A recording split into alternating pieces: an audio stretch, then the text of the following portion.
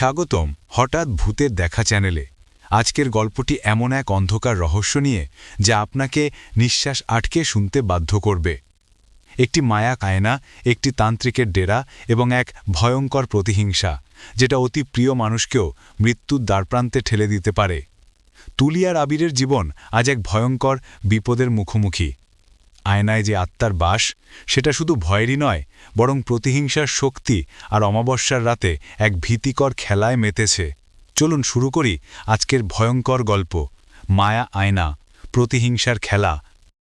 কি রে, আসবো? তিথির হঠাৎ উপস্থিতিতে বেশ ভড়কে গেল আবির ও তুলি।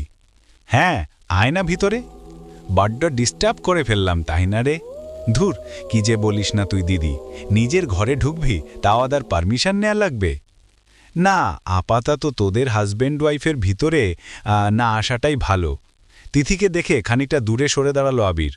এই তো একটু আগে সবে তুলি স্নানটা সেরে ভেজা চুল মুছতেছিল আয়নার সামনে দাঁড়িয়ে। তুলিকে দেখে আবির আহ্লাদি করে পিছন থেকে একটু জড়িয়ে ধরতেই তিথি এসে গেল। এমন নয় যে তিথি ও আবির নতুন দম্পতি, বিয়ে হয়েছে প্রায় 1 বছর হলো। তবু ওদের দেখলে বোঝা যায় আসলে বিয়ে হলে ভালোবাসা কমে না, বরং বাড়ে। একটু দাঁড়িয়েই আবির বলল, আমি একটু বাহির থেকে আসি। এই ভর দুপুরবেলা কোথায় যাচ্ছ? এক্ষুনি আসছি, তোমরা গল্প করো। এই বলে আবির বের হয়ে গেল। তিথি খানিকটা বিব্রত হয়ে তুলিকে বলল, এই অসময়ে আসাটা আমার ঠিক হয়নি রে। বাদ দে তো। কথা বলতে বলতে তুলি চুলে চিরুনি দিচ্ছে। তিথি বিছানার কিনার ঘেঁষে খানিকটা হেলান দিয়ে বসল। আবির তোকে অনেক ভালোবাসে, চোখে হারায় তাই না তুলি? তুলি খানিকটা হেসে উত্তর দিল, ওর কথা আর বলিস না, একদম পাগল। আমার বোনটা এত সুন্দর, পাগল না হয়ে যাবে কোথায়? ধুর, তুই একটু বেশিই বলিস। কেন, আবির বলে না নাকি? এই তো একটু আগেই তো দেখলাম। কিছু একটা বলতে গিয়ে থেমে গেল তিথি। এদিকে তুলি লজ্জায় লাল হয়ে গিয়েছে। আমার কথা বাদ দে, তুই নাকি আবার জবডাতে জয়েন করেছিস দিদি? কি আর করব বল, আমি তো আর তোর মতো সুন্দরী নই যে কেউ এসে হুট করে বিয়ে করতে চাইবে। এই যে দেখ না, তুই ছোট, তারপরেও তোর বিয়েটা আগে হয়ে গেল। তুলি খানিকটা মন খারাপ করে তিথিকা বলল, এভাবে বলিস না দিদি, তোর অনেক খারাপ লাগে বুঝি? আমি ওসব খারাপ আজকাল আর গায়ে লাগে না রে। বিয়েটি ওসব আর ভাগ্যে নেই, তাই ওসব নিয়ে আর ভাবি না। জব তো আগেও করতাম, বাবার জন্য ছেড়ে দিলাম, বলল বিয়ের পর করতে। সেই বিয়েটাই যখন হলো না, এখন মিছেমিছি ওদের বোঝা হতে যাব কেন? তুই একটু বেশিই ভাবছিস দিদি। বাবা মা তোকে বোঝা ভাবে কে বলল? মুখে না বললেও ওদের কষ্ট তো আমি বুঝি। ওসব কথা বাদ দে, তোর কথা বল। অনেকদিন পর এলি, তাও তোরা রুম থেকে তেমন বের হোস না, তাই আমিই চলে এলাম দেখা করতে। এরই মধ্যে তন্দ্রা সেন মানে তিথি ও তুলির মা ওদেরকে খেতে ডাকল। তিথি উঠে দাঁড়ালো, কিন্তু তুলি উঠল না। কিরে, খাবি না? চল। তুই যা, আমি আসছি। আবিরটা যে কই গেল, ও আসুক, দেন একসাথে যাচ্ছি। আচ্ছা, জলদি আসিস। তিথি বের হতে নিতেই আবিরের মুখোমুখি। তিথি খানিকটা হাসি দিয়ে এগিয়েতে লাগল। এদিকে আবির রুমে চলে এলো। আমার বউটা এখনও তৈরি হচ্ছে, দেখি তো কি সাজলো এতক্ষণ ধরে। উফ, ছাড়ো তো, এখন আর সাজুগুজু নষ্ট করে দিও না প্লিজ। আর তুমি না কেমন জানি? কেমন জানি মানে, আমি আবার কি করলাম? কি করেননি সেটা বলেন। এটা যে শ্বশুরবাড়ি সেই খেয়াল আছে? দিদি তখন কি ভাবল? ছি, তিথি আবার কি ভাববে? ভাবলে এটাই ভাববে তার প্রাণপ্রিয় বন্ধু তার ছোট বোনকে খুবই ভালোবাসে। হুঁ, ন্যাকা। চলো, এখন মা ডেকে গেল। দরজাটা চাপিয়ে দিয়ে বের হতেই দেখে তিথি দরজার পাশে দাঁড়িয়ে। কিরে দিদি, তুই এখানে? আচমকা ওদের দেখে খানিকটা বিব্রত হয়ে সে বলল, তোরা আসছিলিস না, তাই মা আমাকে আবার পাঠালো। ও তাই বল। আচ্ছা, তোরা নিচে যা, আমি আসছি। ওরা চলে যেতেই তিথি গুটিসুটি হয়ে নিচে বসে পড়ল। তুলি ও আবিরের সব খুনসুটি কথাবার্তা শুনেছে। এই মুহূর্তে তার বুকটা ফেটে কান্না বের হয়ে আসছে। ছোট বোন সুখে আছে সেজন্য নয়, ওর মনে হচ্ছে আজ এসব কিছু তার পাওয়ার কথা ছিল। আবিরের ভালোবাসা, আদর, ওর বিলাসবহুল জীবন, সবটা যেন তার প্রাপ্য ছিল। কিন্তু বিধাতা তা হতে দেয়নি। সে হাঁটু চেপে ধরে মুখ লুকিয়ে অবিরত কেঁদেই যাচ্ছে। আবির ও তিথি একই ভার্সিটিতে পড়াশোনা করত। দুজনে ছিল খুব ভালো বন্ধু। প্রায়ই আসা যাওয়া ছিল তিথির বাড়িতে। পড়াশোনা শেষ করে যে যার মতো চাকরি নিয়ে ব্যস্ত। এদিকে আবির ও তিথির কথা হতো মাঝে মধ্যে। বন্ধুত্বের সম্পর্ক ছাড়াও আবিরের প্রতি একটা দুর্বলতা ছিল তিথির, কিন্তু সে কখনো তা প্রকাশ করেনি। কোনো সময় তিথিও ধরে নিয়েছিল আবিরও হয়তো তাকে পছন্দ করে, তাই তো হুটহাট তিথির বাসায় চলে আসত, কখনো বাজার করে, কখনো সবার জন্য পুজোর শপিং করে। আবিরের পারিবারিক অর্থনৈতিক অবস্থা বেশ ভালো। একসময় তন্দ্রাসিনও ধরে নিয়েছেন আবির ও তিথির মধ্যে হয়তো কোনো প্রেম ঘটিত সম্পর্ক রয়েছে, তাই তো আবিরের থেকে ওর পরিবারের খোঁজ খবর নিতেন তিনি। একদিন হুট করে আবিরের মা এলেন তিথিদের বাড়িতে। তিথি তো খুবই খুশি। ওনাদের দেখে সে নিজের ঘরে গিয়ে সাজতে নিতেই সে দেখে তুলি সাজছে। কিরে তুলি, তুই সাজছিস কেন? না, আবির দাদার মাসিমা এসেছেন, তাই এই জামা পরে কিভাবে যাই সেজন্য আর কি। ও তাই বল। তিথি আয়নার সামনে দাঁড়িয়ে নিজেকে বিশ্বাসই করতে পারছে না ওর জন্য এত ভালো সম্বন্ধ এসেছে, তাও কি না ও যাকে পছন্দ করে। এ যেন স্বপ্নের চেয়ে অকল্পনীয়। তিথি তুলি দুজনেই দাঁড়িয়ে। আবির আর মা হঠাৎ উঠে গিয়ে তুলির হাত ধরে সোফায় বসালো আর বলল, তুমি আমার কাছেই থাকো। আবিরের মায়ের এমন আচরণ বেশ অবাক করে দিল তিথি ও তন্দ্রা সেনকে। তবুও তিথি নিজেকে শান্ত করলে এই ভেবে যে ও তো আমার ছোট বোন, তাই হয়তো আদর করে পাশে বসিয়েছে। কিন্তু এরপর যা ঘটল তার জন্য মোটেও প্রস্তুত ছিল না তিথি ও তন্দ্রা সেন।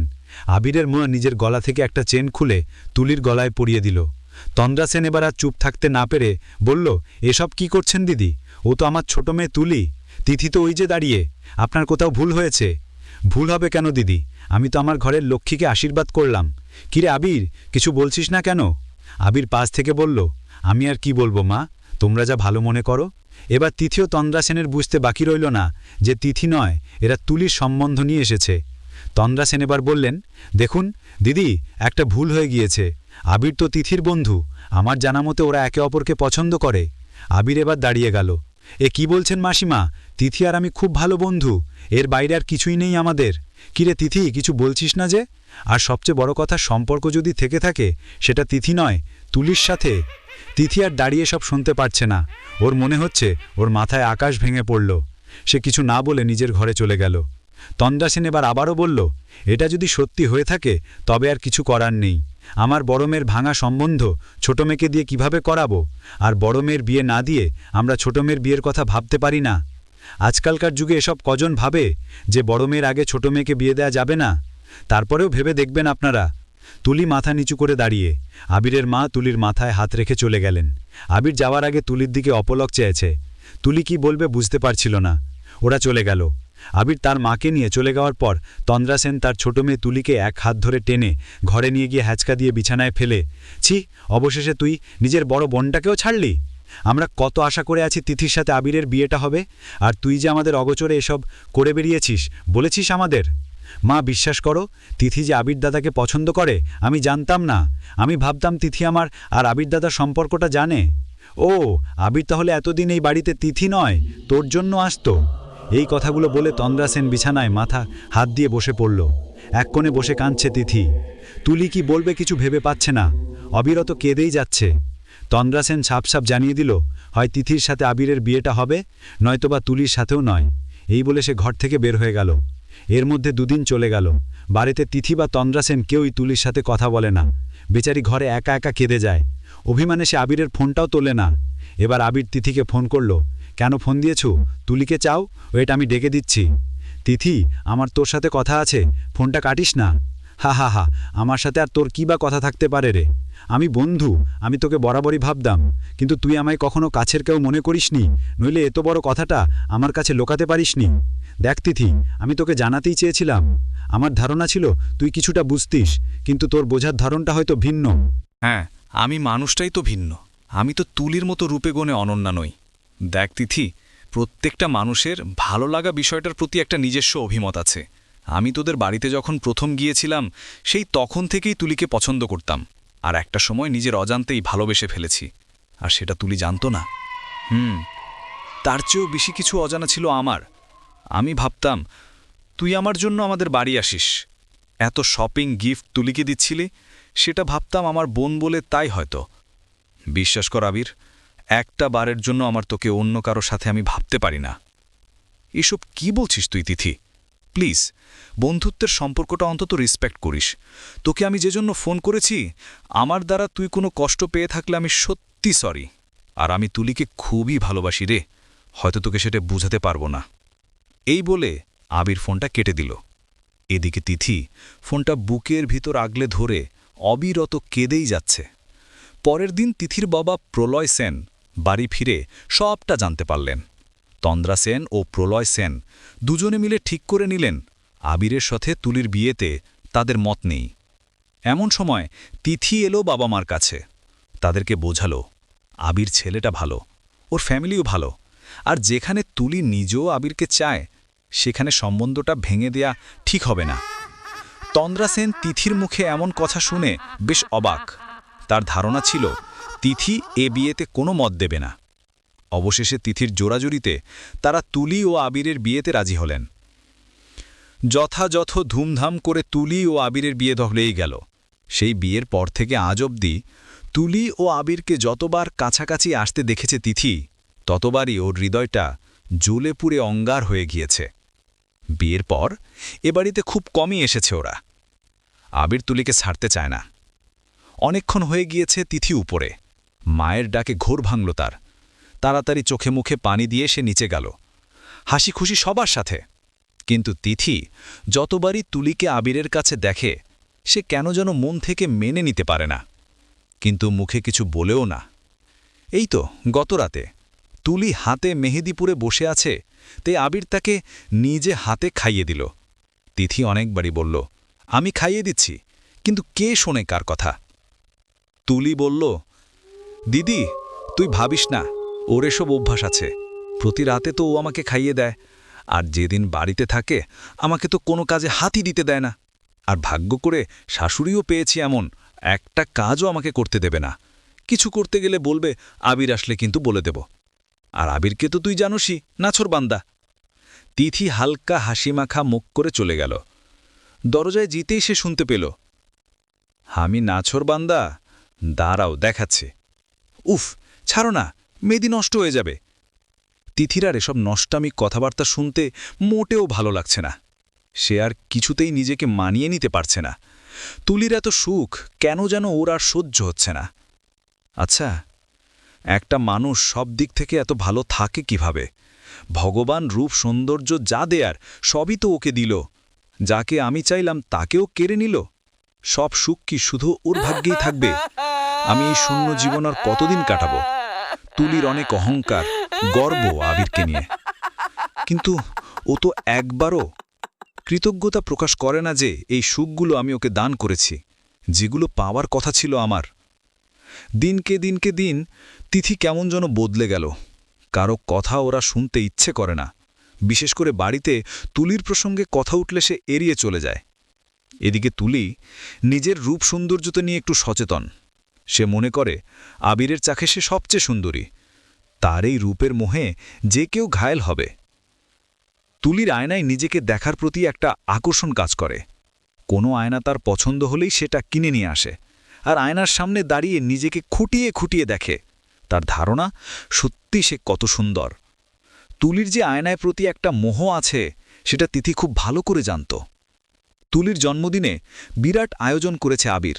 বন্ধুবান্ধব কলিগ সবাই সেখানে এসেছে। সবাই তো তুলির রূপের প্রশংসায় পঞ্চমুখ। অনেকে তো আবিরকে বলছে, তুই সত্যি ভাগ্যবান, এত সুন্দর বউ পেয়েছিস। তুলির পাশে দাঁড়িয়ে তিথি অনুষ্ঠানে উপস্থিত গেস্টদের মধ্যে আবিরের কলিগরা তিথিকে দেখিয়ে জানতে চাইল কে সে। তুলি একটা উত্তর না দিলেও আবির বলল, ও তুলির বড় দিদি। সবাই তো শুনে অবাক। ছোট বোন ঠিক যতটা সুন্দর, বড় দিদির ঠিক ততটাই কুৎসিত। অনেকে তো আবার সম্মুখে অনেক কিছু বলছে আর মুখের টিপি টিপে হাসছে। তিথির খুব অপমান বোধ হচ্ছিল, তাই সে এক মুহূর্ত না দাঁড়িয়ে তুলিকে না জানিয়ে চলে গেল। দুদিন পর খুব সকালে তিথির আগমন তুলির বাড়িতে। এত সকালে তিথিকে দেখে বেশ অবাক তুলি। কিরে দিদি, তুই হঠাৎ এত সকালে এখানে? সব ঠিক আছে তো? মা বাবার শরীর ঠিক আছে তো? বাবা, এত প্রশ্ন একসাথে করলে আমি উত্তরটা দেই কিভাবে বল? তুই শান্ত হ, সব ঠিক আছে। বাবা মাও ভালো আছে। সেই দিন তোকে গিফট দেওয়া হয়নি, তাই সেইটা দিতেই এলাম। কি গিফট দিদি? চোখটা বন্ধ কর। তুলি চোখ বন্ধ করে তিথি তাকে ধরে ধরে সামনে নিয়ে এসে বলল, এবার চোখ খল। এত বড় গিফট? কি আছে এতে? আমার আদরের ছোট বোনের জন্য গিফট, একটু তো বড় হবেই। খুলে দেখো, আশা করি তোমার ভালো লাগবে। তুলি অতটা গুরুত্ব দিয়ে না খুললেও তিথির সামনে এমন ভাব করছে যেন সে খুবই খুশি, কিন্তু পুরো র্যাপিংটা খুলে সে নিজেই অবাক। এত সুন্দর আয়না! সে জীবনেও এত সুন্দর আয়না দেখেনি। আবির বিদেশ থেকে তার জন্য কয়টা আয়না আনিয়েছে, কিন্তু এমন না, এটা যেন একটু বেশি সুন্দর, একদম আলাদা আকর্ষণীয়। তুলি হাঁ হয়ে ঘুরে ঘুরে আয়নাটা দেখেই যাচ্ছে। কিরে, পছন্দ হয়েছে? পছন্দ হয়নি মানে? খুবই পছন্দ হয়েছে দিদি। এটা তুই কোথায় পেলি? থ্যাংক ইউ রে দিদি। পাগলি একটা। দুজন কাজের লোক এসে খুব সাবধানে আয়নাটা তুলির বেডরুমে নিয়ে এক জায়গায় সেট করে দিল। নিজের ঘরে এরকম একটা আয়না পেয়ে সে তো মহা খুশি। সেদিন রাতে খেয়ে দিয়ে তিথি বাড়ি চলে গেল। আয়নাটা পাওয়ার পর থেকে তুলি টোটালি অন্যমনস্ক হয়ে পড়েছে। সারাক্ষণ সে আয়নাতে নিজেকে দেখে যাচ্ছে। এই আয়নাটা কেমন জাদু জানে। সারাক্ষণ এই আয়নায় নিজেকে দেখতে ইচ্ছা করছে তার। তুলির মনে হচ্ছে এই আয়নাতে তাকে আরও বেশি সুন্দর দেখাচ্ছে।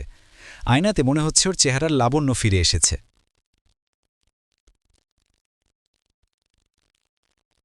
আবির বাড়ি আসার পর থেকে দেখছে তুলি আয়নার সামনে বসে। আয়নায় সে নিজেকে নানাভাবে দেখছে আর হাসছে। এদিকে আবির অফিস থেকে ফিরেছে, সেই খেয়ালটাও তার নেই। আবির নিজেই তুলির কাছে এসে বলল, আয়নার সামনে আর কতক্ষণ বসে থাকবে? চলো না, ক্ষুধা পেছে, খাবো। তুমি যাও, খেয়ে নাও, আমি খাবো না এখন। তুলির এমন কথা শুনে আবির প্রায় অবাক। এতটা অন্যমনস্ক হতে সে আগে দেখেনি। কি বললে? আমি একা খাবো? বিয়ের পর তা কখনো হয়েছে? তুলি এখনও আয়নার দিকে তাকিয়েই আবিরকে উত্তর দিচ্ছে, এতদিন খাওনি, আজ থেকে খাবে, আমি খেয়েছি, যাও তুমি। তুলি বিয়ের পর কখনো এমনটা করেনি। সে মনে করল কোনো কারণে হয়তো তুলি মন খারাপ করেছে, তাই তুলিকে জড়িয়ে জড়তে যাবে, তখনই তুলি আবিরকে ঝটকা মেরে ফেলে দিল।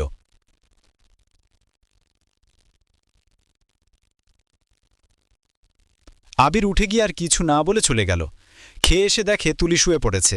নিজের মধ্যে কিছুটা রাগ রেখে সে আর কিছু না বলে নিজেও ঘুমিয়ে গেল। অবাক করা ব্যাপার, বেলা ৮টা পার হয়ে গিয়েছে, অথচ আজকে তুলি নিজে ওঠেনি, আবিরকেও ডাকেনি। এদিকে তার অফিসে দেরি হয়ে যাচ্ছে। তুলিকে দ্রুত ডেকে সে ওয়াশরুমে গেল ফ্রেশ হতে, কিন্তু এসে দেখে তুলি এখনও ঘুমোচ্ছে। তুলির আজকে কি হলো? ও তো এত বেলা করে ঘুমায় না। শরীর খারাপ করলো নাকি? এই বলে তুলির শরীরে হাত দিতেই তুলি আড়মোড়া ভেঙে বলল, প্লিজ ডিস্টার্ব করো না, ঘুমোতে দাও আমায়। আমি অফিস যাব, সে খেয়াল কি তোমার আছে? যাবে তো যাও না, প্লিজ ঘুমোতে দাও আমায়। আবির এবার আর কিছু না বলে নিজেই রেডি হয়ে অফিসে চলে গেল। সারাদিনে কয়েকবার ফোনের স্ক্রিনে তাকিয়ে মন খারাপ করে আবার কাজে মন দেয় আবির। তুলির হয়েছেটা কি? সারাদিনে একবারও ফোন দিল না যে। বিকেলে খোঁজ নিতে আবির নিজেই ফোন করল তুলিকে, কিন্তু ফোনটা তুলল অন্য কেউ। আবির বুঝতে পারল ফোনটা তিথি তুলেছে। তুলি কোথায় জানতে চাইলে তিথি জানালো, এই একটু সাজুগুজু করছে, কথা বলবি, দিচ্ছি আমি। তিথি ফোনটা তুলির হাতে দেওয়ার জন্য জোড়াজুড়ি করছে, কিন্তু তুলি বলল এসব ন্যাকামি তার একদম ভালো লাগে না। ফোনের ওপাশে আবির কথাটা শুনে খুব কষ্ট পেয়ে ফোনটা রেখে দিল। তার কিছুতেই মাথায় আসছে না যে তুলি কেন এমন অস্বাভাবিক আচরণ করছে। আবির বাড়ি ফিরে রীতিমতো হতবাক। বাড়িতে একটা পার্টির আয়োজন করা হয়েছে, আর সেটা আবির জানে না। ভিতরে ঢুকতেই সবাই তাকে বিবাহ বার্ষিকী শুভেচ্ছা জানাতে শুরু করল। এতক্ষণে সে বুঝতে পারল এসবটাই তুলির ক্রিয়াকলাপ। আবির সবাইকে বসতে বলে নিজের ঘরে গেল। সারা ঘর অন্ধকার। তুলি গেল কোথায়? এই সময় ঘরের আলো নিভিয়ে কি করছো তুমি? ও, আরেকটা সারপ্রাইজ আছে বুঝি। তুলির কোনো সাড়া শব্দ না পেয়ে আবির ভিতরে ঢুকে লাইট অন করল। এই তো তুমি এখানে, তাহলে সাড়া দিচ্ছে না কেন? তুলি ওই আয়নার সামনে বসে একমনে চিরুনি দিয়ে যাচ্ছে। পিছন থেকে কিছুই বোঝা যাচ্ছে না। আমার বইটা বুঝি আমার জন্য সাজুগুজু করছে, তাই না? দেখি দেখি মুখটা। এই বলে সে তুলিকে পিছন থেকে জড়িয়ে ধরে মুখটা সামনে নিয়ে আসতেই ভয়ে তুলিকে ধাক্কা দিয়ে দূরে সরে দিয়ে নিজে সরে গেল। কি বিভৎস চেহারা! এ তুলি হতেই পারে না। এই বলে আবির ভয়ে পিছনে মুখ লুকাচ্ছিল। এরই মধ্যে মনে হলো কেউ তাকে ডাকছে। এই আবির, কি হয়েছে তোমার? এমন করছো কেন? সরে যাও তুমি, একদম আমার কাছে আসবে না। এসব কি বলছো তুমি? এদিকে তাকাও, আমি তুলি। অনেক জোড়াজড়িতে আবির মুখ তুলে তাকালো। কই, তুলি তো ঠিকই আছে, এই যে আমার সামনে। তাহলে তখন আমি কাকে দেখলাম? না, এ ভুল হতে পারে না। হয়েছেটা কি তোমার, বলবে আমায়? নিচে সবাই ওয়েট করছে, চলো রেডি হয়ে নেবে। আবির এদিক ওদিক তাকাচ্ছে। সব তো ঠিকই আছে। তাহলে কি আমার মনের ভুল? হতে পারে কাজের চাপ, তার মধ্যে রাত থেকে তুলির অস্বাভাবিক আচরণ আমায় একটু অন্যমনস্ক করে দিয়েছিল। রেডি হয়ে ওরা পার্টিতে গেল। খুব বেশি মানুষকে ইনভাইট করা হয়নি, ঘরোয়া পার্টি। এই কয়েকজন বন্ধুবান্ধব আর কাছের আত্মীয় স্বজন এসেছে। সবাই তো তুলির প্রশংসায় পঞ্চমুখ। তুলির রূপে গুণের শেষ নেই। আবিরের রীতিমতো খুব গর্ব হচ্ছে তুলিকে নিয়ে। আর হওয়ারই তো কথা। বিয়ের পরেই সংসার ও তাকে কত সুন্দর করে আগলে রেখেছে। অনুষ্ঠান শেষ, যে যার মতো চলে গিয়েছে। এতক্ষণে সে তুলিকে প্রশ্ন করল, আমাকে না জানিয়ে এসব করার কি কোনো দরকার ছিল? আর রাত থেকে আজকে সারা দিনের জন্য আমার সাথে এমন করলে? কিছুটা অভিমানের স্বরে। হ্যাঁ, কেমন লাগলো সারপ্রাইজ? অবশ্য এর পুরো ক্রেডিটটাই তিথিদির। ওহ, তাই নাকি? হ্যাঁ, তিথি দিদি তো বলল তোমাকে এভাবে সারপ্রাইজ দিতে। এর মধ্যে বলল, হয়েছে, আর বলতে হবে না, আজকের মতো যাই আমি, অনেক রাত হয়েছে, বাবা মা তো কেউ এলো না, দেরিতে গেলে আবার চিন্তা করবে। তিথি চলে যাবার পর সব কাজ শেষে আবির তুলিও নিজের ঘরে চলে গেল। রাত প্রায় মধ্যরাত। আবির বিছানায় হাত দিয়ে দেখে তুলি বিছানায় নেই। উঠে বসল সে। বাহির থেকে কিছুটা আলো রুমে আসছে, যার কারণে আবছা আবছা সবকিছু বোঝা যাচ্ছে। আবিরের মনে হলো তুলি আয়নার সামনে বসে আছে। এত রাতে ওইখানে বসে সে কি করে? আবির উঠে গিয়ে তুলির পিছনে হাত দিল। আচমকা কারো হাতের স্পর্শ পেয়ে খানিকটা চমকে গেল সে। এত রাতে এখানে বসে কি করছো? ঘুমও আসছিল না। তাই বলে এখানে? ভয় পাইয়ে গিয়েছিলে? ভয়? কিসের ভয়? ও কিছু না, চলো ঘুমাবে। যাও তুমি, আসছি। আবির বিছানায় শুতে গেল। তুলি মন দিয়ে আয়নাটা বারবার দেখছে। কি আছে এই আয়নায়? এত সুন্দর কেন? আর আমার কেন মনে হয় আমার অবর্তমানে কেউই আয়নার পাশে বসে থাকে? আবির আবারও তুলিকে ডাকছে। এবার ডাক শুনে সে ঘুমোতে চলে গেল। সকালে ঘুম ভাঙতেই তুলির মনে হচ্ছে পুরো মুখটা কেমন জ্বলছে। উঠেই সে আয়নার কাছে গিয়ে চিৎকার দিয়ে উঠল। আবির ওয়াশরুম থেকে দৌড়ে বেরিয়ে এলো তুলির চিৎকার শুনে। কি হয়েছে? তুলি কোনো কথা বলছে না, নিজের মুখ চেপে ধরে অবিরত কান্না করে যাচ্ছে। আবির এবার তুলিকে জড়িয়ে ধরে মুখটা তুলতেই আবার ভয় সরে গেল। এই তুলি, তোমার চেহারার কেন এই অবস্থা? তুলি কাঁদতে কাঁদতে জবাব দিল, আমি জানি না আবির, কিভাবে এমন হলো। রাতে তো ঠিক ছিল সব, আমার এত সুন্দর মুখটাতে এসব কি উঠেছে? আবির এবার নিজেকে শান্ত করে এগিয়ে এলো তুলির কাছে। থাক, কেঁদো না, আজই তোমায় ভালো ডাক্তারের কাছে নিয়ে যাব। আবিরের কথা শুনে সে আরও কেঁদেই চলেছে। কিছুতেই নিজের এই কুৎসিত চেহারা সে মানতে পারছে না। নিজের চেহারা আয়নায় দেখে নিজেই ভয় পেয়ে যাচ্ছে সে। সন্ধ্যায় ডাক্তার রেহানার চেম্বারে নিয়ে যাওয়া হলো তুলিকে। ডাক্তার রেহানা আবিরদের পারিবারিক ডাক্তার, যে কোনো সমস্যায় তারা এখানে আসে। ডাক্তার রেহানা তুলির এই চেহারা দেখে নিজেই ধাবড়ে গেলেন। একজন সুস্থ স্বাভাবিক মানুষের চেহারা এক রাতের মধ্যে এমন কিভাবে হয়? সে তুলির কিছু টেস্ট করল। সব রিপোর্ট নরমাল। এটা হরমোন প্রবলেম থেকেও হতে পারে, এই বলে সে তুলিকে কিছু মেডিসিন সাজেস্ট করল। তুলি বাসায় এসে আবারও ভেঙে পড়ল। কী বা করার আছে আবিরের? সে বারবার সান্ত্বনা দিয়েই যাচ্ছে, কিন্তু কিছুতেই কাজ হচ্ছে না। দুদিন যেতেই তুলির অবস্থা আরও নাজুক। এই বিবস্ত্র চেহারা নিয়ে পারছে না কারোর সামনে যেতে। তুলির শাশুড়ি তুলিকে দেখতে আসা পর্যন্ত বন্ধ করে দিয়েছে। তার মনে এমন কুৎসিত চেহারা দেখলে সংসারের ক্ষতি হবে।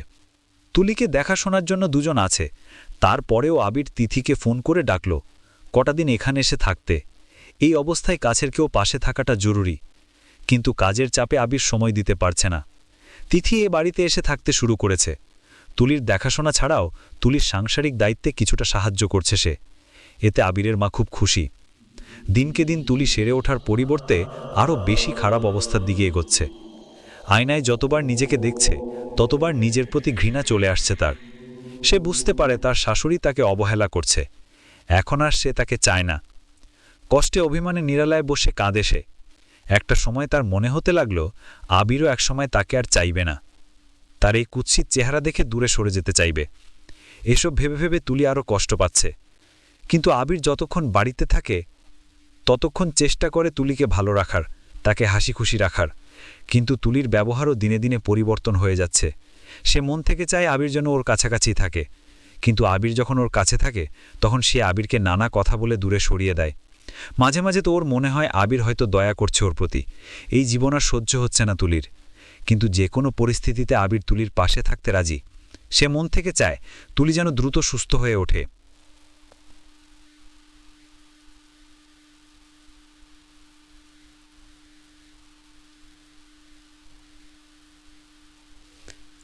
নানা ডাক্তারের থেকে চিকিৎসা নেয়ার পরেও যখন তুলির কোনো উন্নতি হচ্ছে না, আবিরও কিছুটা ভেঙে পড়তে শুরু করল। একদিকে তুলির এই অবস্থা, অন্যদিকে মায়ের চাপ। আবিরের মা চাচ্ছেন না আর তুলিকে এ বাড়িতে রাখতে। এমন অসুস্থতা লেগে থাকলে সংসারের অমঙ্গল। আর এত চিকিৎসার পরেও যখন তুলি সুস্থ হয়ে উঠছে না, তখন তার ধারণা তুলে একটা অপয়া মেয়ে। এমন মেয়ের সাথে থাকলে তার ছেলেটার অমঙ্গল হবে, আর তা সে কিছুতেই চায় না। এদিকে এই কদিনে তিথিকে বেশ মনে ধরেছে আবিরের মায়ের। কাজে কামে একদম লক্ষ্মী মন্ত্র মেয়ে। তিনি তো এখন এও ইঙ্গিত দিচ্ছে তুলিকে ছেড়ে তিথিকে বউ করতে, কিন্তু আবির সেদিকে কর্ণপাত করছে না। আবির মন প্রাণে চায় তুলি দ্রুত সুস্থ হয়ে ওঠে।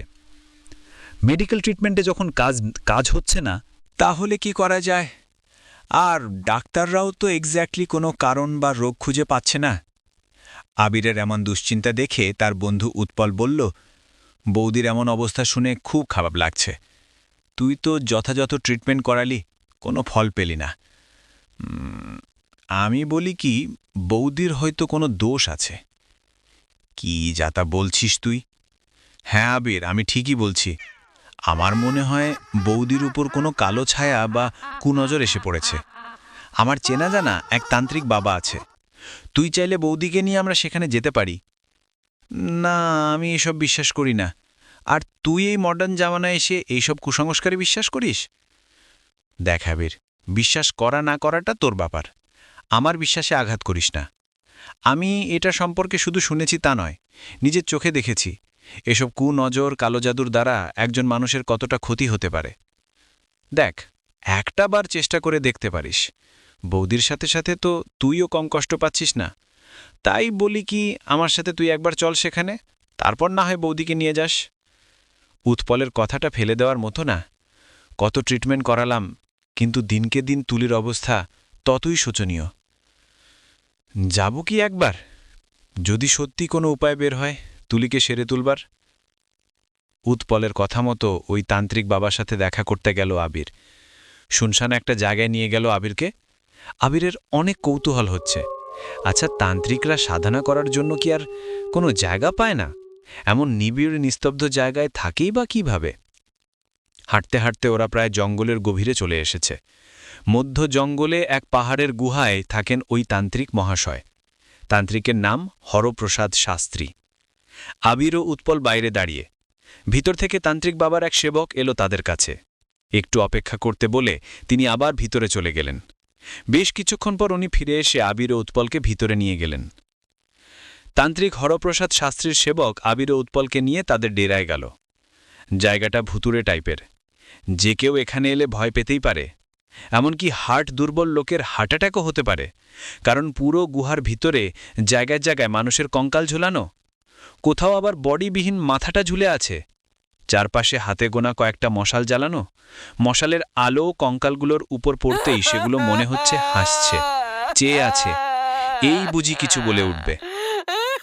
আবির ও উৎপল ভয়ে ভয়ে তান্ত্রিকের সামনে বিছানো আসন দুটিতে বসে পড়ল। তান্ত্রিক হরপ্রসাদ শাস্ত্রী তখনও আরাধনায় নিমগ্ন। মাথা নিচু করে আছে, জট বাঁধানো চুলগুলো মুখটা ঢেকে রেখেছে। যিনি ওদেরকে ভিতরে নিয়ে এসেছেন তিনি ওদেরকে আসনে বসিয়ে বের হয়ে গেছেন। এই মুহূর্তে আবির, উৎপল ও তান্ত্রিক ছাড়া এখানে কেউ নেই। আবির এতক্ষণ এসব দেখে কিছুটা বিরক্ত। প্রথমে ভয় লাগলেও এখন কিছুটা হালকা লাগছে তার। আবির উৎপলের কানের কাছে মুখ নিয়ে বিড়বিড় করে বলল, আমার এখানে ভালো লাগছে না। এসবটাই মানুষকে ভয় দেখিয়ে ভুল পথে নিয়ে যাওয়া আর টাকা কামানোর ধান্দা। চল এখান থেকে। এই বলে আবির আসন ছেড়ে উঠতে নিতেই উৎপলর হাতটা টেনে ধরল। এমন সময় তান্ত্রিক মাথা নিচু করেই জবাব দিল, এই দুনিয়াটাই তো মিথ্যে নাটকের মঞ্চ। কারো উপকারের চেয়ে অপকার করেই মানুষ বেশি সন্তুষ্ট হয়। তুইও তো আজ তেমনই এক অপকারের শিকার হয়ে এখানে এসেছিস। আবির অবাক হয়ে বলল, অপকার মানে? কি যেটা বলছেন তুই? ঠিকই বলেছি, তোর এখন ঘোর বিপদ। আর মাত্র দুদিন আছে, মরবি তোরা, সব মরবি। আপনার কথায় আমি কিছুই বুঝতেছি না। আমি এখানে কেন এসেছি জানেন আপনি? তোর ঘরের পূর্ব কোণে দেয়াল জুড়ে সেই চোখ ধাজানো আয়নাটা রয়েছে, ওর পিছনটা হাতিয়ে দেখিস কিছু পাস কিনা।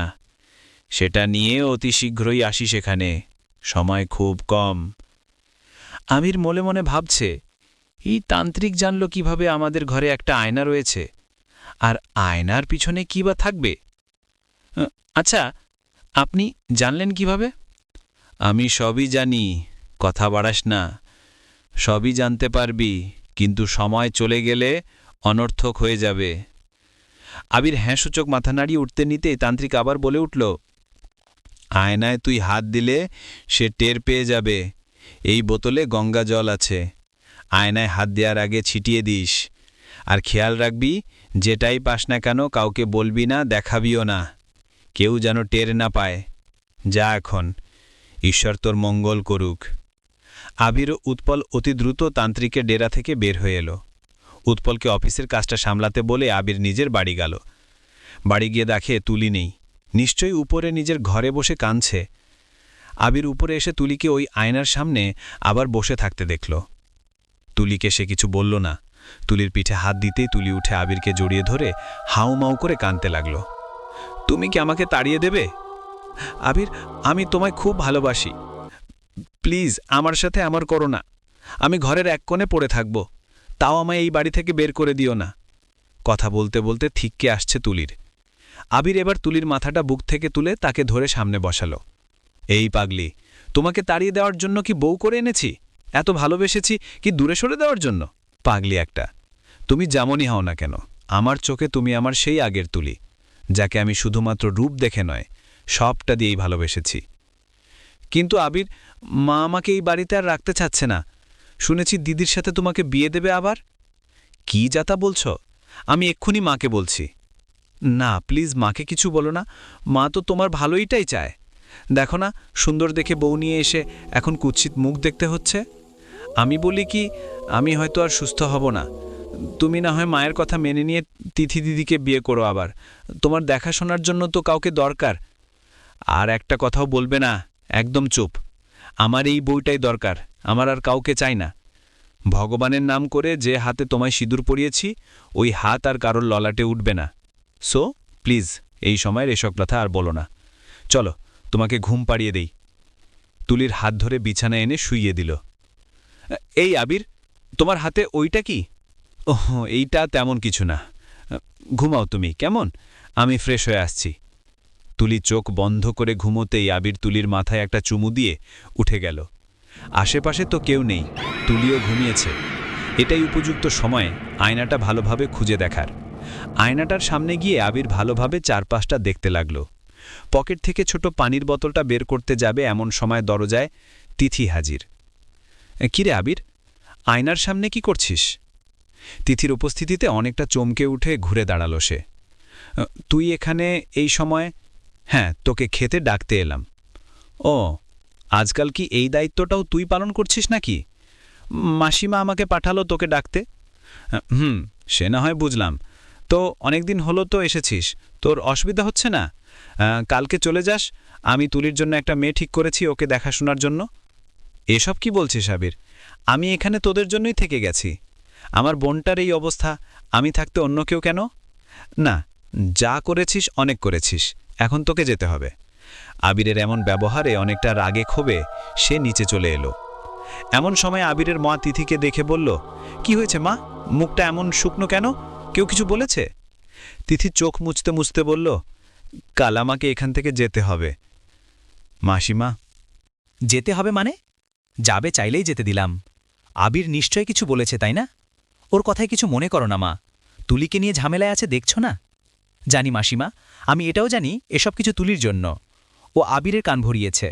ও আমার ছোট বোন হলে কি হবে? কোনোদিনও ও আমার সুখ দেখতে পারেনি। মাঝে মাঝে তো মনে হয় তিথি আরও কিছু বলতে যাবে, কি যেন মনে করে থেমে গেল। তিথির মুখ থেকে নিজের বোনের সম্বন্ধে এমন কটু কথা শুনে আবিরের মায়েরও কেমন যেন লাগল। এমন তিথিকে সে আগে দেখেনি। তিথি চোখ লুকিয়ে ঘরে চলে গেল। এটাই উপযুক্ত সময়, সবাই ঘুমিয়ে গেছে। আবির গঙ্গাজল বের করে আয়নায় ছিটিয়ে দিতেই আয়নাদের নীলবর্ণের পানির ছোপ দেখা গেল। আবির খুব মনোযোগ দিয়ে পরিলক্ষণ করল। সত্যি ছিটিয়ে দেয়া গঙ্গাজল নীলাকার ধারণ করেছে। এটাই বা কিসের ইঙ্গিত? তাহলে তান্ত্রিক মশাই যা বলেছেন ঠিক, সত্যি কোনো বড় বিপদ আসতে চলেছে। আবির আয়নাটা খুব ভালো করে দেখতে দেখতে পিছনে একটা খোপের চিহ্ন পেল। হাত দিয়ে দেখল আঠাগুলো ভালো করে এখনও শুকায়নি। আলতো হাতে সে পেছনের খোপটা বের করল, যার ভিতর লাল কাপড়ে মোড়ানো একটা পুটলি রাখা আছে। সে পুটলিটা বের করে আবার আগের মতো খোপটা আটকে দিল। পুটলিটা নেড়েচেড়ে বুঝতে পারল ভিতরে কিছু আছে। সেই পুটলিটা খুলে ভিতরে একটা কাগজে মোড়ানো কিছু খেজুরের কাটা পেল। সে খুব অবাক হয়ে গেল। এসব দেখে। আয়নায় এত যত্ন করে এসব কে বা লুকিয়ে রাখল, আর কেন? আচ্ছা, উৎপলের কথা ঠিক নয় তো? তুলির ওপর সত্যি কোনো কুনজর পড়েনি তো? আর তার কারণটা এই আয়না নয় তো? সবটা কেমন গুলিয়ে যাচ্ছে। সব রহস্য কালকে জানতে পারবো তান্ত্রিক বাবার কাছে গিয়ে। আবির আবার যত্ন করে সবটা আগের মতো গুছিয়ে নিজের কাছে রেখে দিল। তান্ত্রিক বাবা বলেছেন সময় খুব কম, আমার ভোরে উঠেই তার কাছে এসব নিয়ে যেতে হবে, তাকে সবটা জানাতে হবে। রাতটা কোনো রকম কাটতেই ভোরে আবির যান্ত্রিকের ডেরার উদ্দেশ্যে রওনা দিতে নিতেই তিথি আচমকা আবিরের পথ আটকে দাঁড়াল। কিরে আবির, এত সকালে হন্তদন্ত হয়ে কই যাচ্ছিস? আবির কিছু না বলে সামনে এগোতে লাগল। তিথি এবার আবিরের সামনে এসে এক প্রকার ভয়ার্ত চোখে তাকালো। তিথিকে দেখতে অনেকটা অস্বাভাবিক লাগছে, যা আগে কখনো লাগেনি। কি হয়েছে তোর? এমন করছিস কেন? আমি জানতে চাইলাম কই যাচ্ছিস তুই। সেটা কি আজকাল তোকে জানিয়ে যেতে হবে? আজ না হলেও দুদিন পর তো জানাতে বাধ্য হবি তুই। মানে কি বলতে চাচ্ছিস? কিছু না, পরিষ্কার একটা কথা জিজ্ঞেস করেছি, সোজাসুজিভাবে উত্তর দিলেই পারিস। দেখ তিথে, এ বাড়িতে শুধুমাত্র তুলির জন্যই আমি তোকে এলান করেছি। পথ ছাড়, দেরি হয়ে যাচ্ছে অফিসে। এই বলে আবির হাঁটা শুরু করল। পেছন থেকে তিথি বলে উঠল, তুই কোথায় যাচ্ছিস আমি জানি, কিন্তু যাচ্ছিস যা, কোনো লাভ হবে না। তিথির কথায় কেমন রহস্যের গন্ধ পাওয়া যাচ্ছে, তবু আবির কিছু না বলে চলে গেল। তান্ত্রিক হরপ্রসাদ শাস্ত্রীর ডেরার কাছে চলে এসেছে সে। আজকে সে একাই এসেছে। আজও ভিতর থেকে কেউ এসে আবিরকে তান্ত্রিকের কাছে নিয়ে এসে আসন পেতে বসতে দিয়েছে। বাবা, আমায়, তান্ত্রিক বলা শুরু করল। আমি জানি তুই কি বলতে চাচ্ছিস। তুই এসব বিশ্বাস করতিস না, আমাকেও ভুল বুঝেছিলি, এখন অনুতপ্ত তুই। শোন, এই পৃথিবীর আলো, বাতাস, মানুষ, চন্দ্রতারা যেমন সত্যি, তেমনি পৃথিবীতে অলৌকিক কিছু শক্তি বা ক্ষমতা রয়েছে, তাও সত্যি। সবই ঈশ্বর ও শয়তানের লীলা খেলা, বুঝলি? এখন দে তুই পুটলিটা আমায়। পুটলি? ভাবছিস হয়তো এটা আবার আমি কিভাবে জানলাম? ওই তো বললাম, শয়তানের খেলা শয়তানি টেনে বের করে। আবির পুটলিটা বের করে ভিতর থেকে কাগজে মোড়ানো 11টি খেজুরের কাঁটা বের করল। আমার ধারণা ঠিকই ছিল, ও সর্বনাশের খেলায় মেতেছে। বাবা, এগুলোর মানে কি? তোর বউয়ের উপর কালো জাদু করা হয়েছে। শুধু তাই নয়, এ যে জীবন মরণ খেলা। এসব জাদুটোনায় 3, 5, 7, 9, 11 সংখ্যাগুলো ব্যবহার করা হয়। তার মধ্যে 11 সংখ্যাটি যে খুবই ভয়ঙ্কর। এটা ব্যবহার করা হয় কোনো ব্যক্তিকে প্রাণে মেরে ফেলার জন্য। আর মাত্র 2 দিন 1 রাত পর এর পুরোপুরি কার্যক্ষমতা প্রকাশ পাবে। মানে তোর বউ আর 2 দিন পর মরে যাবে। এই খেলা যে বড্ড ভয়ঙ্কর। তান্ত্রিক মহাশয়ের কথা শুনে আবির বেশ ঘাবড়ে গেল। তুলিকে মেরে ফেলার জন্য এই ষড়যন্ত্র করা হয়েছে, তাও এসব জাদুটো না। ছি ছি ছি, কে তুলির এত বড় শত্রু? হঠাৎ আবিরের মাথায় আয়নার কথা এলো। এটা তো তিথি দিয়েছে। তার মানে তুলির এত বড় ক্ষতি চাই তিথি? আবিরের বিশ্বাসই হচ্ছে না। মায়ের পেটের দিদি হয়ে বোনকে কেউ এত যন্ত্রণা দিয়ে মারতে চায়? শুধু যে যন্ত্রণা, তা না, একেবারে খুন। বাবা, আমাকে উপায় বলে দিন। বাবা, আমার তুলির যে বড় বিপদ, বাঁচানোকে। আমি জানি তুই খুবই মনক্ষুণ্ণ হয়েছিস। আসলে ভদ্র সমাজে মানুষরূপী পিশাচরা বাস করে, যারা নিজের স্বার্থ করতে আপনজনটেও ছাড়ে না। তোকে এখন যা করতে হবে, মনোযোগ দিয়ে শোন। তান্ত্রিক হরপ্রসাদ শাস্ত্রী আবিরকে বলল, এসব কালো জাদু সাধারণত কারো ক্ষতি করতে বা কাউকে নিজের বশবর্তী করতে ব্যবহার করা হয়। তোর বউয়ের উপর এই কালো জাদু যে করেছে সে তোদের খুব কাছের কেউ। হতে পারে সে তোর বউয়ের খুব কাছের কেউ, কারণ রক্তের সম্পর্ক এসব জাদুটোনায় বেশি প্রভাব ফেলে। আবির মনে মনে ভাবছে, তান্ত্রিক বাবা যা বলছেন সবটাই তো সত্য। তুলি নিজেও জানে না ওর আজকের এই অবস্থার জন্য ওর কোনো আপনজনই দায়ী। তান্ত্রিক আবার বলতে শুরু করলেন, শোন, তোকে এখন যা করতে হবে তা হলো কালকে ঘোর অমাবস্যা কাটার আগেই এই জাদুর বান থেকে তোর বউকে সরিয়ে ফেলতে হবে, নইলে এতে তোর বউয়ের প্রাণনাশের শঙ্কা রয়েছে। কালকে অমাবস্যার প্রভাব পড়তেই তোর বউয়ের সমস্ত শরীর অসাড় হয়ে আসবে। ওর মুখের মতো ওর পুরো শরীরে গোটার মতো হবে, যার ব্যথা খুবই প্রখর হবে। তাই কালকে অমাবস্যার প্রভাব তোর বউয়ের উপর পড়ার আগেই তোকে ওই মায়া আয়না ভেঙে ফেলতে হবে। কিন্তু মাথায় রাখিস, ওই মায়া আয়না ভাঙা হত সহজ হবে না, কারণ ওই মায়া আয়নায় রয়েছে 11 জন দুষ্ট জিন, যাদেরকে কালো জাদুর মাধ্যমে আয়ত্ত করা হয়েছে তোর বউকে মেরে ফেলার জন্য। আবিদ, 11 জন জিনের সাথে আমি একা পারব কিভাবে? শোন, পারতে হাঁটতে হাঁটতে ওরা প্রায় জঙ্গলের গভীরে চলে এসেছে। মধ্য জঙ্গলে এক পাহাড়ের গুহায় থাকেন ওই তান্ত্রিক মহাশয়। তান্ত্রিকের নাম হরপ্রসাদ শাস্ত্রী। আবির ও উৎপল বাইরে দাঁড়িয়ে। ভিতর থেকে তান্ত্রিক বাবার এক সেবক এলো তাদের কাছে। একটু অপেক্ষা করতে বলে তিনি আবার ভিতরে চলে গেলেন। বেশ কিছুক্ষণ পর উনি ফিরে এসে আবির ও উৎপলকে ভিতরে নিয়ে গেলেন। তান্ত্রিক হরপ্রসাদ শাস্ত্রীর সেবক আবির ও উৎপলকে নিয়ে তাদের ডেরায় গেল।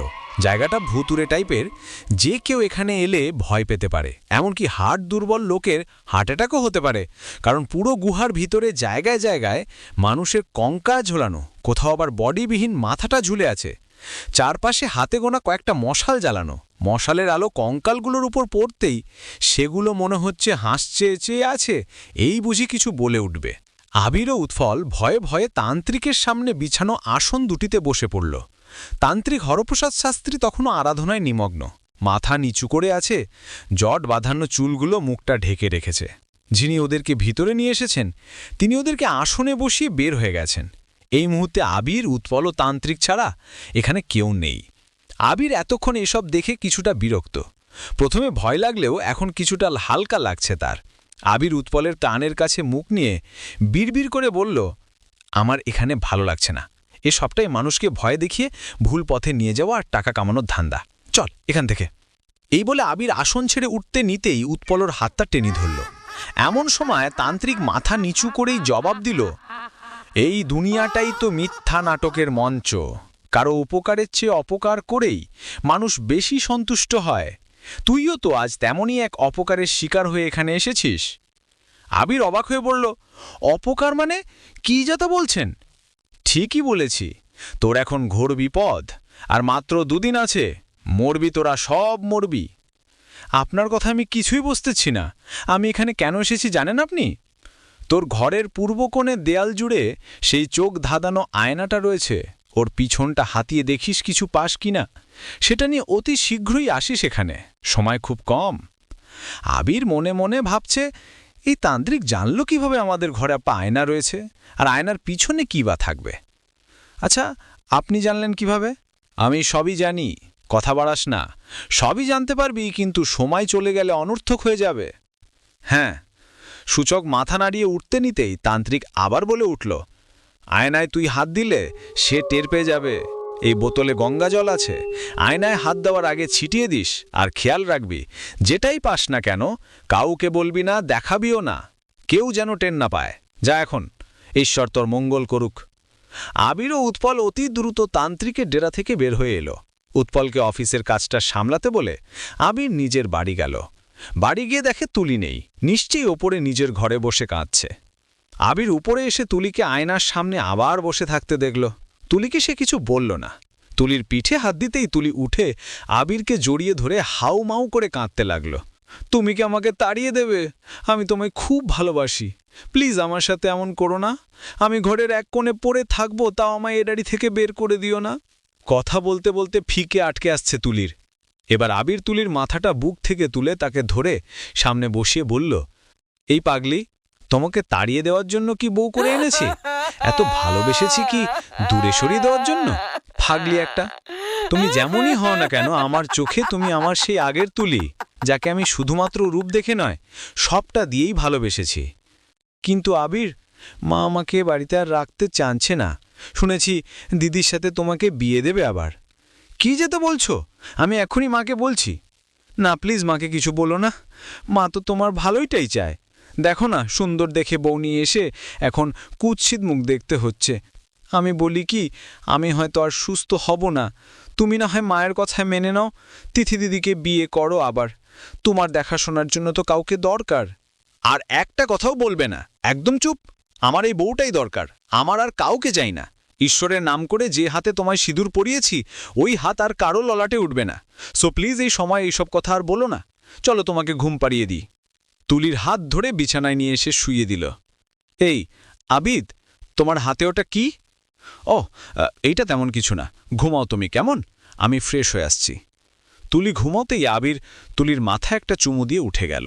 আশেপাশে তো কেউ নেই, তুলিও ঘুমিয়েছে, এটাই উপযুক্ত সময় আয়নাটা ভালোভাবে খুঁজে দেখার। আয়নাটার সামনে গিয়ে আবির ভালোভাবে চারপাশটা দেখতে লাগল। পকেট থেকে ছোট পানির বোতলটা বের করতে যাবে এমন সময় দরজায় তিথি হাজির।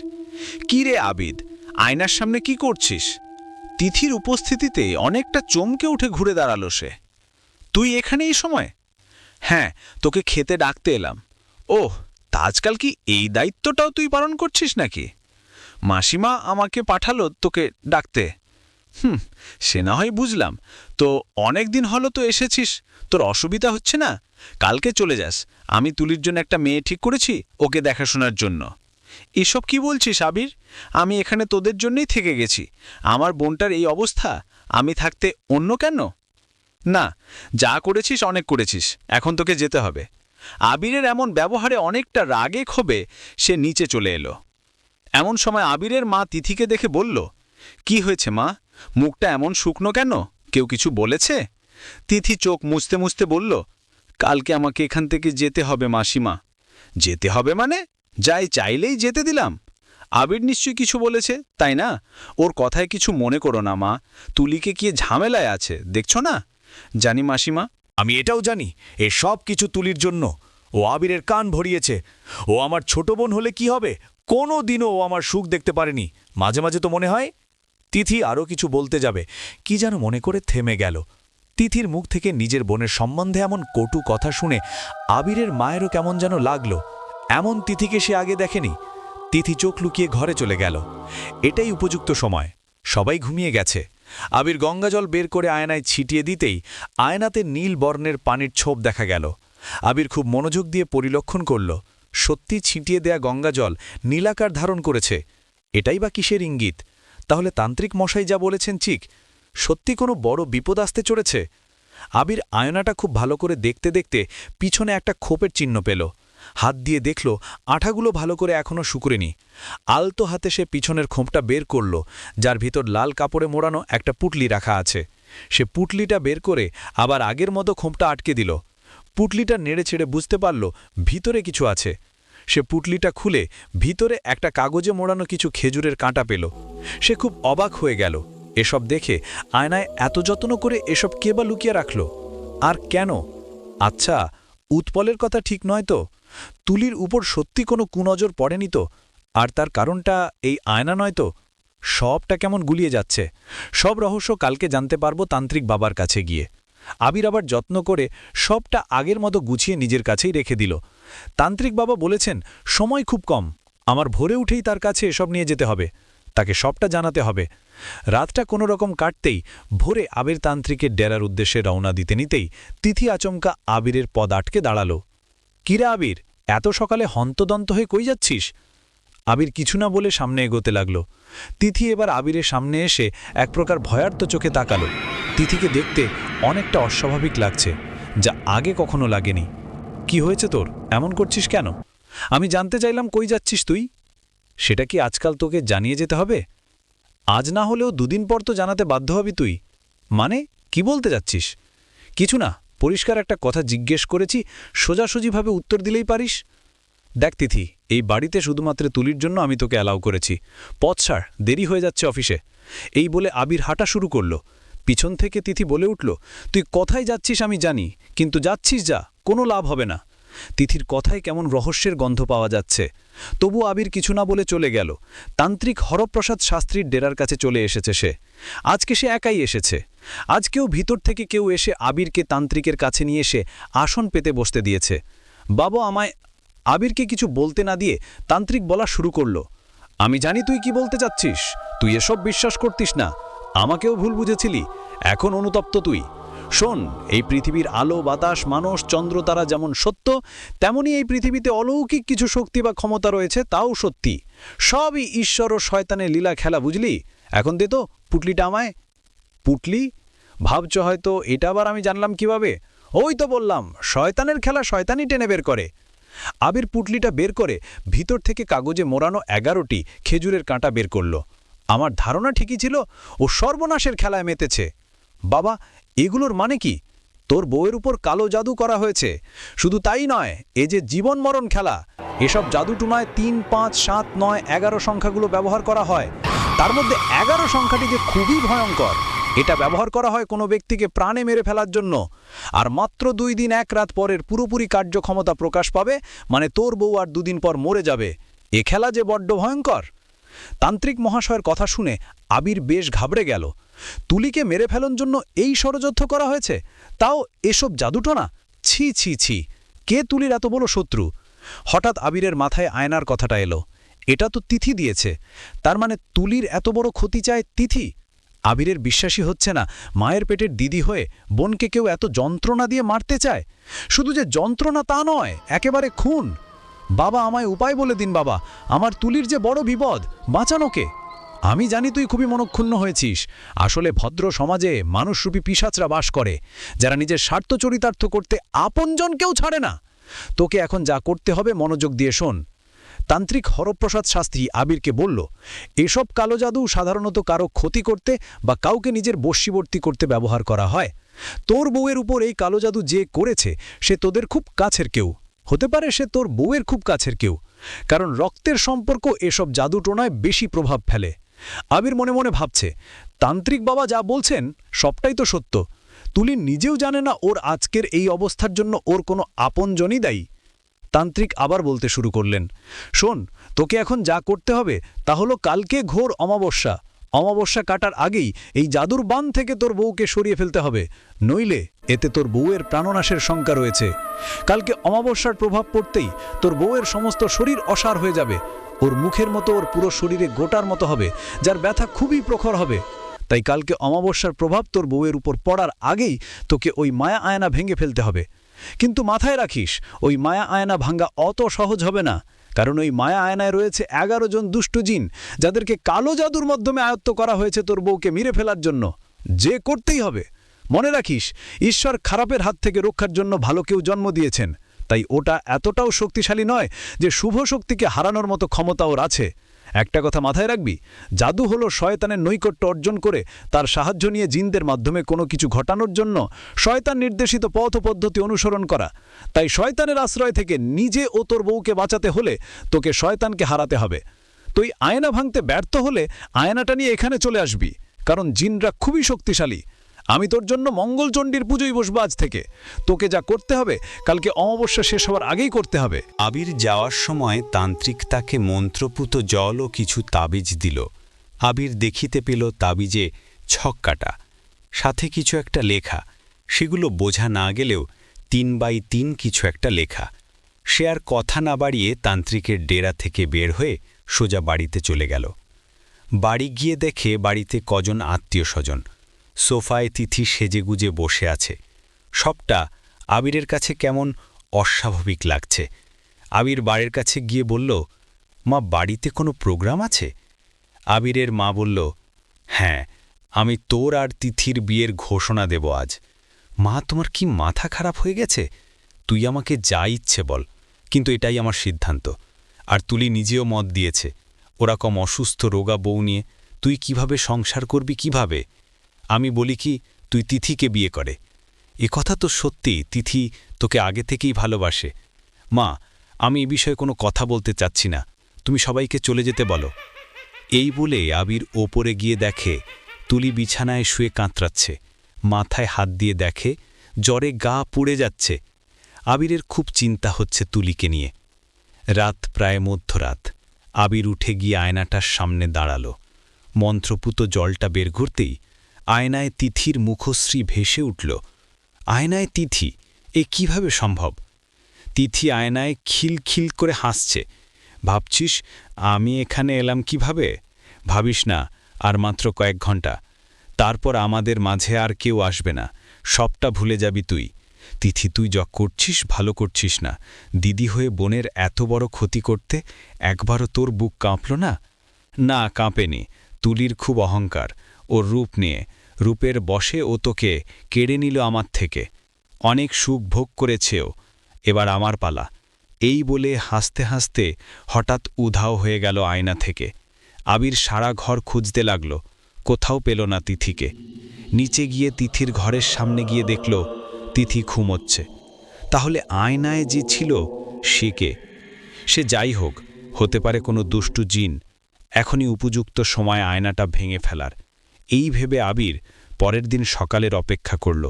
ভোরে সে আয়নাটি নিয়ে রওনা হল, কিন্তু সে কোনোভাবেই আয়নাটি নিয়ে সঠিক পথে এগোতে পারছে না। দিকভ্রান্ত হচ্ছে বারবার। আবিরের মনে হচ্ছে সে একই জায়গায় বারবার আসছে। গাড়ি নিয়ে জঙ্গলের কাছে পৌঁছাতে পৌঁছাতে প্রায় সন্ধ্যা পার। সে খুব আতঙ্কে আছে। তান্ত্রিক মহাশয় বলেই দিয়েছিল অনেক বাধা বিপত্তি আসবে। আয়না নিয়ে তান্ত্রিক বাবার কাছে পৌঁছালো সে অমাবস্যা শুরু হবার একটু আগে। গিয়ে দেখে তান্ত্রিক বাবা মঙ্গলচণ্ডী পুজো করছে। আবিরকে দেখে বলল, অবশেষে তুই পৌঁছাতে পারলি, তোর ভালোবাসায় জোর আছে বলতে হবে। আয়নায় মন্ত্রপুত জল ছিটিয়ে ভাঙার চেষ্টা করতে এবার তান্ত্রিক নিজেও ব্যর্থ। এ কোনো সাধারণ আয়না নয়। আমার হাতে যেহেতু ভাঙছে না, তার মানে এই আয়নায় বসবাসরত জিনদের কাছে নিজেকে আত্মহুতি দিয়েছে কেউ। আমি বুঝলাম না আপনার কথা। আমি বলতে চেয়েছি, এই আয়নাকে শক্তিশালী করার একটা মাধ্যম হলো কোনো মানুষ যদি জিনদের হাতে নিজেকে সঁপে দেয়, এর শক্তি দ্বিগুণ হয়ে যাবে। আবির মনে মনে বলছে, তুলির প্রতি এতটা প্রতিহিংসায় জ্বলছে তিথি যে নিজেকে এমনভাবে বিলিয়ে দিতে একবারও ওর বিবেকে বাঁধেনি। ছি, তাহলে বাবার এখন উপায়? তুই যদি তোর বউকে সত্যি ভালোবেসে থাকিস, সত্যি যদি মন থেকে তাকে ফিরে পেতে চাস, তাহলে এই মঙ্গলচণ্ডী পুজো তোর নিজেকে করতে হবে। ঈশ্বরের আরাধনার মাধ্যমে তাকে তুষ্ট করতে হবে। তাকে তুষ্ট করতে পারলে দেবীর হাতে ত্রিশূলে অলৌকিক ক্ষমতা এসে যাবে। একমাত্র ওই ত্রিশূলই পারবে এই আয়নাকে ভেঙে চূর্ণ করে দিতে। আর তুই যদি ব্যর্থ হোস, তাহলে তোকে তোর বউকে হারাতে হবে, এমনকি তুই নিজেকেও হারাবি। তবে সেটা নিজের শরীরকে বলি দিয়ে নয়, তুই সম্পূর্ণ তার বশে চলে আসবি। কিন্তু বাবা, ওদিকে তুলি যে একা। অমাবস্যার প্রভাব পড়তে শুরু করেছে। আমি কিভাবে জানব আমার তুলি ভালো আছে? এই যে এখানে যেই ছকটা দেখতে পাচ্ছিস, দেখ খেজুর কাঁটাগুলো একত্রিত হতে শুরু করেছে। এর মানে এর প্রভাব তোর বউয়ের উপর পড়ছে। ক্রমশই সে মৃত্যুর দিকে এগোচ্ছে। এই ছকের চতুর্পার্শ্বে রাখা 11টি কাঁটা যখন কেন্দ্রে পৌঁছাবে, তখন এর কাজ শেষ। মানে তোর বউকে মেরে ফেলতে এরা সক্ষম হবে। সময় খুব অল্প। তুই পুজো শুরু করে দে, ঈশ্বর তোর সহায় হোক। আবির এক মনে পুজোয় ব্যস্ত। এদিকে তুলির মুখ থেকে গোটাগুলো সমস্ত শরীরে ছড়িয়ে পড়েছে। ব্যথায় সে কাতরাচ্ছে। দরজার পাশে দাঁড়িয়ে তিথি হাসছে। তুলি যতই ব্যথায় চিল্লাচ্ছে, তিথি ততই আনন্দে আত্মহারা হয়ে যাচ্ছে। হঠাৎ আবিরের মা খেয়াল করল তিথি তুলির ঘরের সামনে দাঁড়িয়ে হাসছে। সে এগিয়ে গেল। গিয়ে দেখে তুলি বিছানায় কাতরাচ্ছে। মেয়েটার পুরো শরীরে গোটা ছড়িয়ে গেছে। এই মুহূর্তে তুলির জন্য তার খারাপ লাগছে, কিন্তু সে তিথিকে দেখে ভারী অবাক। ছোট বোনের এই বেহাল অবস্থায় আর বড় দিদি কিভাবে পারে নিজেকে আটকে রাখতে, যতই সে বোন তার শত্রু হোক না কেন। আবিরের মা আবিরকে ফোনেই করে যাচ্ছে। আবিরকে না পেয়ে কী করবে বুঝতে পারছে না। তুলির নিঃশ্বাস আটকে আসছে ক্রমাগত। এদিকে আবির এক মনে প্রার্থনা করেই যাচ্ছে। যতভাবে পারে সে নিজেকে ঈশ্বরের কাছে নিবেদন করে যাচ্ছে। একটা সময় নিজের হাতের রক্তে সে ত্রিশূলটাকে উজ্জীবিত করতে সক্ষম হয়। ত্রিশূল থেকে আলোর ছটা বের হচ্ছে। তান্ত্রিক বলল, তুই পেরেছিস বৎস, তুই পেরেছিস। অমাবস্যা কাটতে আর কিছু সময় মাত্র বাকি। আয়নাটা এক্ষুনি ভেঙে ফেল। আবির রক্তাক্ত হাতে ত্রিশূলটি তুলে ঈশ্বরের নাম করে আয়নায় আঘাত করল। সাথে সাথে আয়নাটি ভেঙে চুরমার হয়ে গেল। এদিকে ধীরে ধীরে তুলির শরীরের গোটাগুলো দূর হয়ে যেতে লাগল। তুলি উঠে বসতেই তিথির চিৎকারে চমকে উঠল তুলি ওর শাশুড়ি। তিথি চিল্লাতে চিল্লাতে নিজের ঘরের দিকে এগিয়ে গেল। তুলি উঠে, দিদি দিদি বলে ওর পিছনে ছুটে গেল। কি হয়েছে দিদি? জ্বলে গেল আমার সমস্ত শরীর, জ্বলে গেল। কোথায় কষ্ট হচ্ছে তোর, আমাকে বল। তুলি দেখল তিথির শরীরে ঘায়ের মতো গোটা উঠতে শুরু করেছে। আবির তান্ত্রিকের কাছে কৃতজ্ঞতা জানিয়ে আশীর্বাদ নিয়ে বাড়ির উদ্দেশ্যে রওনা দিল। বাড়ি ফিরে দরজা থেকেই সে তুলির কান্নার আওয়াজ পেয়ে ছুটে গেল। তাহলে কি তুলি সুস্থ হয়ে ওঠেনি? কিন্তু না, আবির গিয়ে দেখল তিথি মেঝেতে পড়ে গোঙাচ্ছে। তিথির সমস্ত শরীরে ঘা দিয়ে ভরে গেছে। আবির মনে মনে বলছে, তিথি ওর পাপের শাস্তি পেয়ে গেছে। কিন্তু আমি তুলিকে কিভাবে বলবো এ কথা? আবির, দেখো না দিদির গায়ে এসব কি উঠেছে, যন্ত্রণা হচ্ছে দিদির, তুমি কিছু একটা করো। কিন্তু না তুলি, তিথি ওর পাপের শাস্তি পেয়েছে। পাপের শাস্তি মানে এসব কি বলছো? হ্যাঁ, ঠিকই বলছি। আজ ওর এই অবস্থার জন্য ও নিজে দায়ী। ও তোমার ক্ষতি করতে চেয়েছিল। না, আমি বিশ্বাস করি না। এটাই সত্যি তুলি, তোমার আপন দিদি তোমাকে মেরে ফেলতে চেয়েছিল। এবার তুলি নিজেকে আর সামলে রাখতে না পেরে অবিরত কাঁদতে লাগল। তিথিকে বলল, আমি তোর এতটা চোখের বালি ছিলাম, জানতাম না রে দিদি। আমি ভাবতাম তুই আমার মায়ের মতোই আমাকে ভালোবাসিস। এতটা বিষ ছিল তোর মনে? হয়তো তোর এই প্রতিহিংসার মূলে আমিও কিছুটা দায়ী ছিলাম। নিজের রূপের অহংকারে আমি হয়তো তোকে কোথাও একটু অপমান অবহেলা করে ফেলেছি। আমাকে ক্ষমা করে দে দিদি। তিথি কাতরাতে কাতরাতে উত্তর দিল, বোন, আমি প্রতিহিংসায় এতটা মগ্ন ছিলাম যে এত খারাপ কাজটা আমি করেছি সে খেয়ালটাই ছিল না রে আমার। পারলে আমাকে ক্ষমা করে দিস। পরের দিন তুলির বাবা মা এসে তিথিকে বাড়ি নিয়ে গেল। আবির তাদেরকে সবটা জানালো। সবটা জেনে তারা নিজেদের কানকে বিশ্বাস করতে পারছে না। তাদের মেয়েরা কখনো এমন কাজ করতে পারে তা তারা কল্পনাতেও ভাবেনি। কয়েকদিন পর তিথির অবস্থা একই। কোনো ডাক্তারি চিকিৎসা কাজে আসছে না। তন্দ্রা সেন তিথির উপর খুবই বিরক্ত। নিজের পাপের ফল নিজে ভোগ করছিস এখন? হঠাৎ একদিন খবর এলো তিথি ফ্যানের সাথে ঝুলে আত্মহত্যা করেছে। নিজের উপর ঘৃণা এসে গিয়েছিল তার। তন্দ্রা সেন, তুলি সবাই তিথির জন্য কান্নাকাটি করছে। ধীরে ধীরে সব স্বাভাবিক হয়ে গেল। আবির তুলি সুখে শান্তিতে সংসার করতে লাগল। হঠাৎ এক রাতে তুলি খেয়াল করল আয়নার সামনে কেউ দাঁড়িয়ে। তুলি বিছানা থেকে উঠে আয়নার সামনে দাঁড়াতেই দেখল এখানে কেউ নেই। মনে মনে ভাবল এটা হয়তো ওর মনের ভুল। মুখ ঘুরিয়ে বিছানার দিকে এগিয়ে আসতেই আচমকা দেখল আয়নায় কারো মুখশ্রী। এই মুখশ্রী যে তার খুব চেনা। এ যে আর কেউ নয়, এ যে আর তিথিদি। তুলি ভয়ে চিৎকার দিয়ে উঠল। আবির উঠে তুলির কাছে এগিয়ে গেল। কি হয়েছে? এত রাতে এখানে কেন তুমি? ভয় পেয়েছ কিছু দেখে? তিথিদি? তিথি কোথায়? ওই যে ওই আয়নায়। কি যাতা বলছো? এদিকে তাকাও, ওঠো, দেখো এখানে কিছু নেই। আমি দেখেছি আয়নায় তিথিদি দাঁড়িয়ে। তোমার শরীরটা দুর্বল, হয়তো ভুল দেখেছ। তিথি চলে যাবার পর থেকে তুমি ওকে নিয়ে ভাবছ, তাই এমনটা হয়েছে। চলো ঘুমাবে। এরপর প্রায় তুলি এ বাড়ির বিভিন্ন আয়নায় তিথিকে দেখতে পায়। সে আবিরকে বারবার বলে তিথিদি ফিরে এসেছে আবির, কিন্তু আবির কিছুতেই বিশ্বাস করে না। মরা মানুষ কিভাবে আসবে? নানাভাবে বোঝানোর চেষ্টা করে সে তুলিকে, কিন্তু তুলি কিছুতেই মানতে নারাজ। একা ঘরে সে শুয়ে আছে, তিথির কথাই ভাবছিল। হঠাৎ কারো কণ্ঠস্বর ভেসে আসলো, প্রতিহিংসা নিয়ে কেউ মরে না, তার আত্মা যে ঘুরে বেড়ায়। আমি আসব, আবার আসব তুলি। কেন আমাকে সুখী হতে দিচ্ছিস না তুই দিদি? কেন? সুখবিহীন কেউ মরলে তার আত্মা যে অসুখী, সুখ যে আমার চাই। এভাবেই দিনের পর দিন যেতে লাগল। তুলি আতঙ্কে থাকে কখন যেন তিথি এসে আবিরকে তার থেকে কেড়ে নেয়। কারণ এ গল্প যে না পাওয়ার হতাশার, এর যে শেষ নেই। খুব শীঘ্রই একটা ভয়ঙ্কর ঘটনা ঘটতে যাচ্ছে। তার সাক্ষী হতে চলেছে আবির ও তুলি। আবির ত্রিশূলের শক্তি দিয়ে আয়নাকে ভাঙল। তুলির গোটা শরীরে ছড়িয়ে থাকা প্রভাব ধীরে ধীরে কমতে লাগল। তিথি নিজের কৃতকর্মের শাস্তি পেল। যখন সে নিজের ঘৃণার সঙ্গে বসবাস করতে বাধ্য হল, তুলির পরিবার বুঝল কখনই তাদের পরিবারের কেউ এত প্রতিহিংসা পরায়ণ হতে পারে না।